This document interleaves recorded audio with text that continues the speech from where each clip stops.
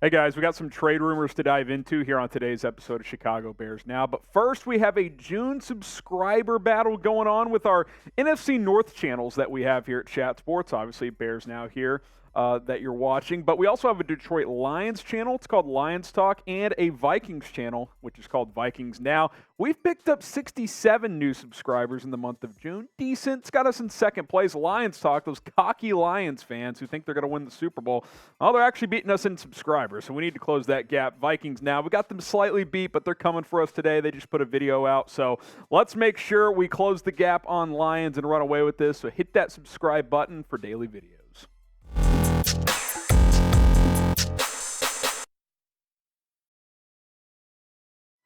Chicago Bears Now is presented by Manscaped. Father's Day is almost here, and if you don't know what to get your pops, all the products from Manscaped are good gifts. Go check that out, manscaped.com, promo code BEARS20 to get 20% off.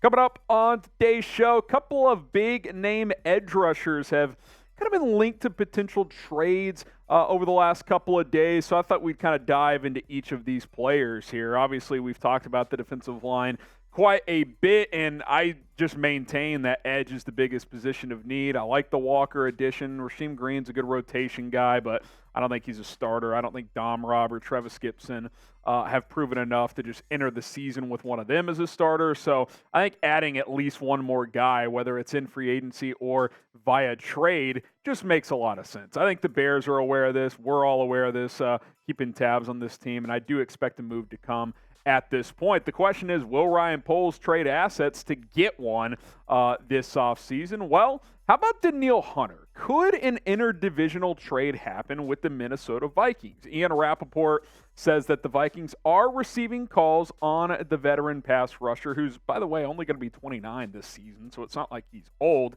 Here's Rap Sheet on NFL Network talking about this. He says the Vikings and Hunter have not been able to strike a long-term deal to compensate him at a level that he wants, when there are rumors that a player is not getting the contract he wants. Usually teams call. My understanding is that the interest is pretty serious. And why wouldn't the interest be serious? I mean, this is one of the best pure pass rushers in the NFL. Had 10.5 sacks last year. Sure, only 6 the year before, but that was only in 7 games. He was the fastest player in NFL history to reach 50 sacks. In 2019, he had 14.5. He also did the year before as well in 2018. I would love to get Danielle Hunter in Chicago. I mean, I know he's, you could say he's slightly older. He's 29, but you bring him in here, give him a 2 or 3 year extension. I think that could make a lot of sense, assuming the trade compensation isn't too much, which we'll explore that side of it here in just a moment. But first, I want to hear from you guys. Should Chicago trade for Danielle Hunter? Type Y for yes. Type in for no. I know it's interdivision, but I would still be comfortable with it at the right cost. Let me know what you guys think. Y for yes or in for no.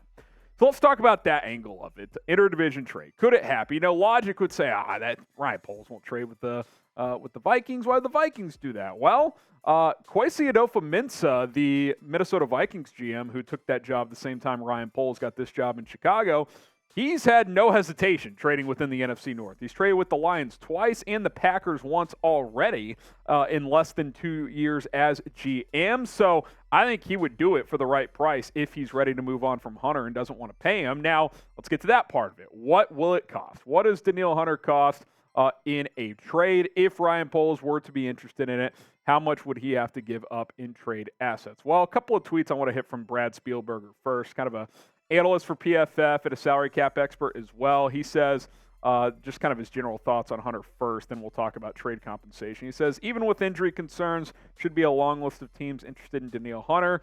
With the major extension a necessity, a smart team would agree to do so as a condition of the trade. He mentioned the Giants, Broncos, Texans, Bears, Panthers, Falcons, and Saints as potential suitors. Spielberger also added this. He says, I know it's all over the map, but I think he's proven that he's scheme diverse. As for compensation, given the need for immediate extensions, I'd say the Vikings fight hard for a second plus, but wouldn't be shocked if 2/3 is the best they could do. But guys 3 to 4 years older signed big deals last off season.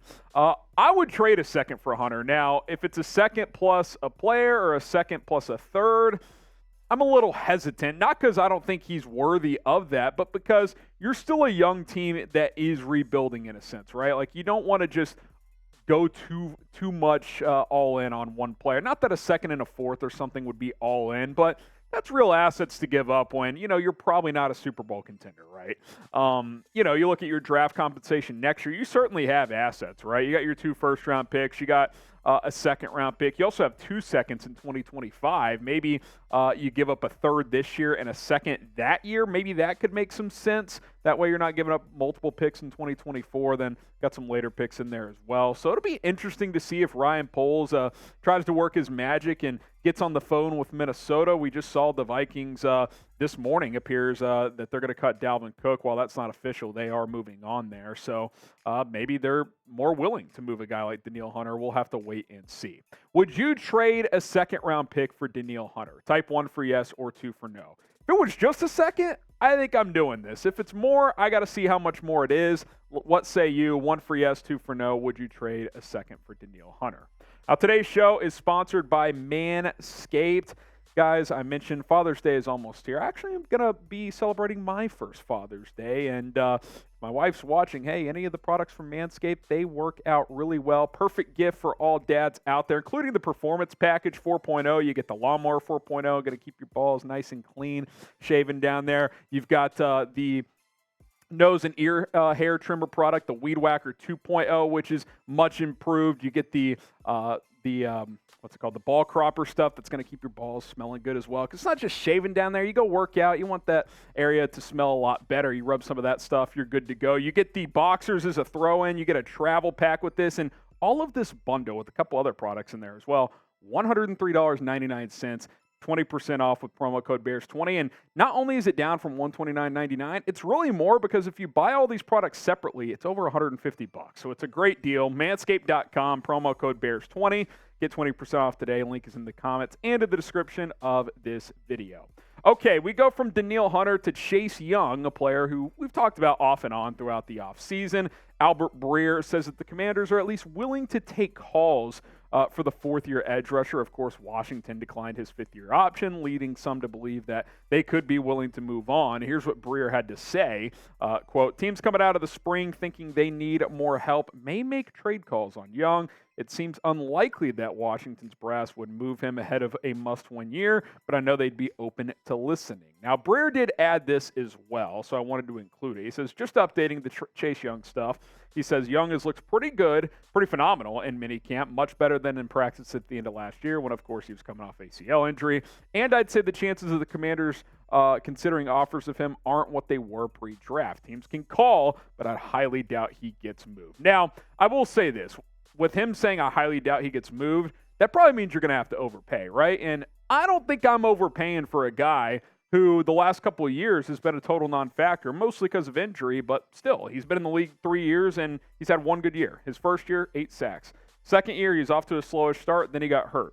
Only had 2 sacks that year. Third year, only played in 3 games, no sacks, no forced fumbles, pretty much no impact in that small sample size. Well, I believe in the talent. I believe in the player. Like, if Washington's wanting a first or a second-round pick, I just don't think I can give that up right now if I am Ryan Poles, despite the clear need for a edge rusher, which we've talked about time and time and time again. Now, third-round pick, yeah, I would take that chance for Chase Young. I think that's a gamble worthwhile at that point in time. But, again, I'm not going to overpay for it. What this feels like to me, too, with the point of Breer making, this is a year that Washington's brass needs to win. Ron Rivera entering the year kind of on the hot seat. They bring in Eric Bieniemy to try and jumpstart that offense. If they're struggling, maybe a trade deadline move happens. Maybe they're like, you know what, we're going to fire Rivera. Let's trade Chase Young, get some assets back, and who knows, maybe the Bears are in contention and they look to add another pass rusher. But I think right now, like if you're going to have to overpay, I don't think it makes sense for where the Bears are at, even though they do have some extra capital. Like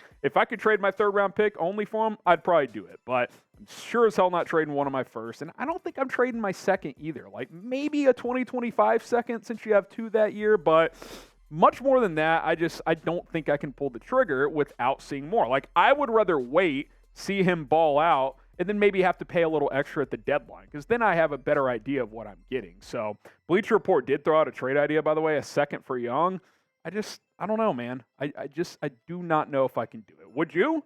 Maybe you guys disagree. Would you trade your second-round pick for Chase Young? Type T for trade, or you can type P for pass. let me know in the comments section down below. All right, guys, appreciate everybody for tuning in to today's show. A couple of potential trade targets to explore on the defensive line. Coming up tomorrow, OTA winners and losers. Bears OTAs are in the books now, as they were actually at the United Center today. Justin Fields throwing up some 35-footers, looking fresh while doing it. Go check out my Instagram with a photo of that. But we'll be back tomorrow, kind of put a wrap on OTAs, and then mandatory minicamp next week. Going to be a lot of fun. My name's Harrison Graham. Bear down. We'll see you soon.